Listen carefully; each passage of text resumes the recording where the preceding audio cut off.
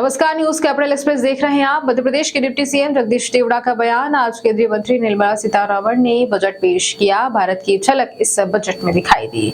साथ ही साथ $5 ट्रिलियन का जो लक्ष्य रखा है इस अंतिम बजट में भी दिखाई दे रहा है। वहीं 2047 तक भारत को नंबर 1 बनाने का लक्ष्य रखा गया। गरीब महिलाएं, युवा और किसानों को फोकस किया गया है। सब सोच समझ करके जो जनता के हित में होगा वो काम हम करेंगे। बहुत बहुत धन्यवाद आप सब। सेकंड सप्लीमेंट्री आएगा, मेन बजट के बाद में फर्स्ट सप्लीमेंट्री आया था और फिर दूसरा सेकंड सप्लीमेंट्री बजट आएगा, फिर लेखानुदान आएगा। ये 1 अप्रैल से अप्रैल, मई, जून, जुलाई तक रहेगा। फिर जुलाई में ये मेन बजट जब अपना आएगा। अभी तो केवल एक 4 महीने के लिए, 6 महीने के लिए ये बजट आएगा। लेखानुदान क्या इसी सत्र में आएगा? हाँ, बिल्कुल लेखानुदान इसी सत्र में आएगा। सेकंड सप्लीमेंट्री पहले आएगा और फिर लेखानुदान आएगा। कांग्रेस इसे चुनावी बजट करार दे रही है केंद्र में। कांग्रेस अपना खुद आईना देख ले कि कांग्रेस कहाँ खड़ी है।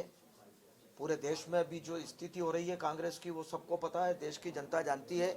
और मैं तो ये कहूँगा कि अभी लोकसभा के चुनाव में चमत्कार होगा। अभी अयोध्या में 22 तारीख को जो हुआ है, हिंदुस्तान में जो वातावरण बना है, मर्यादा पुरुषोत्तम श्री राम के मंदिर में जो मूर्ति का जो प्राण प्रतिष्ठा का आयोजन हुआ था, पूरे देश में अपार उत्साह था, हर्षोल्लास था। दीपावली मनाई गई थी और देश के लोगों में अभी भी बड़ा उत्साह बना हुआ है। और आने वाले लोकसभा के चुनाव में मध्य प्रदेश में जो 29 सीट है, 29 सीट पर भारतीय जनता पार्टी विजयश्री प्राप्त करेगी। भारतीय जनता पार्टी के प्रति अपार उत्साह, अटूट विश्वास है।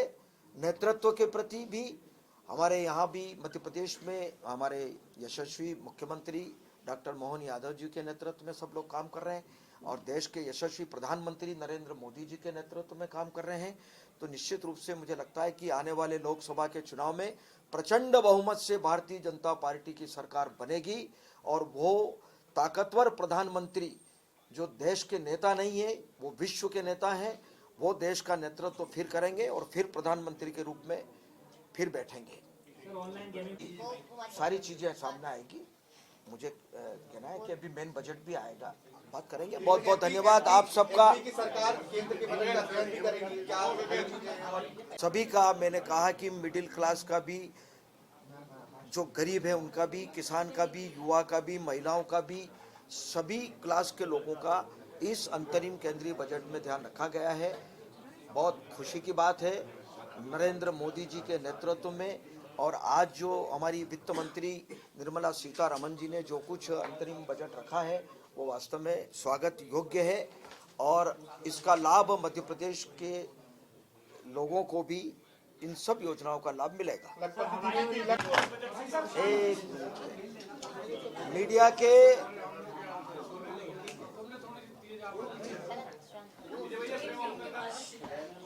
मीडिया के सब मित्रों को नमस्कार। आज अंतरिम केंद्रीय बजट केंद्रीय मंत्री आदरणीय निर्मला सीतारमण जी आज भी बजट भाषण कर रही है। बजट चल ही रहा है। यह विकसित भारत की झलक इस अंतरिम बजट में दिखाई दे रही है और विशेष तौर से $5 ट्रिलियन की अर्थव्यवस्था का भी इसमें जो लक्ष्य रखा है उसकी पूर्ति होते हुए इस अंतरिम बजट में दिखाई दे रही है कि वह लक्ष्य पूरा होगा।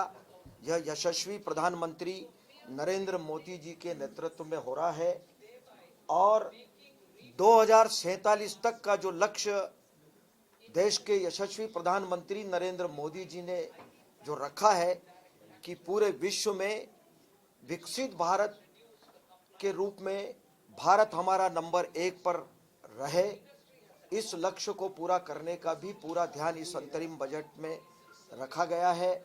विशेष तौर से गरीब, महिलाएं, युवा और किसान पर इसका फोकस किया गया है।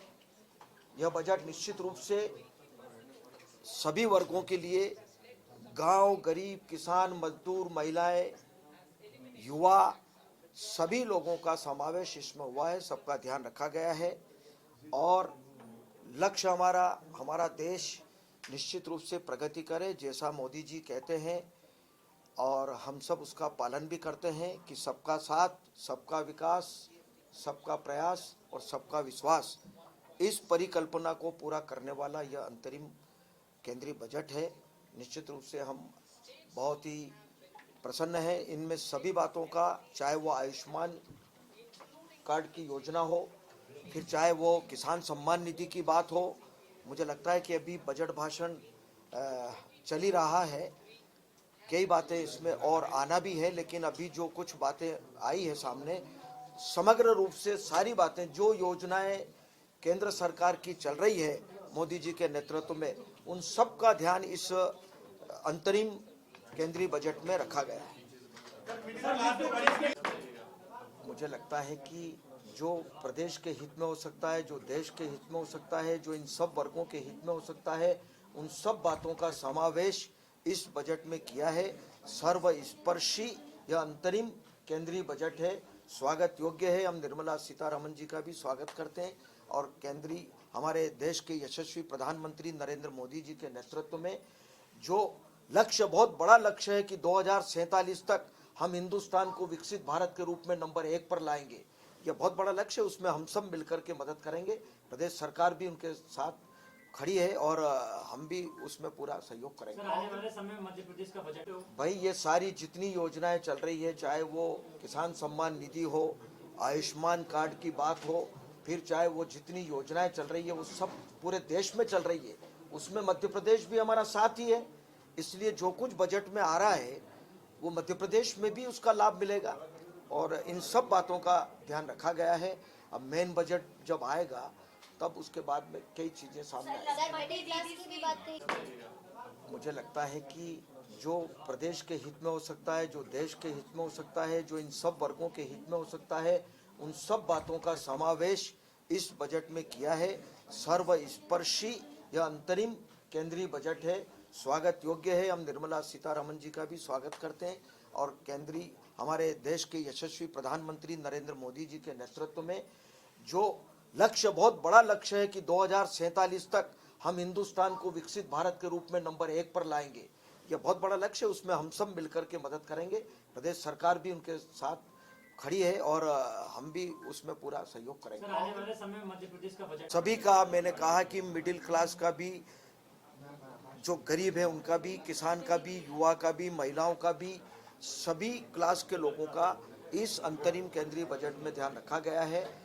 बहुत खुशी की बात है नरेंद्र मोदी जी के नेतृत्व में और आज जो हमारी वित्त मंत्री निर्मला सीतारमण जी ने जो कुछ अंतरिम बजट रखा है वो वास्तव में स्वागत योग्य है और इसका लाभ मध्य प्रदेश के लोगों को भी इन सब योजनाओं का लाभ मिलेगा।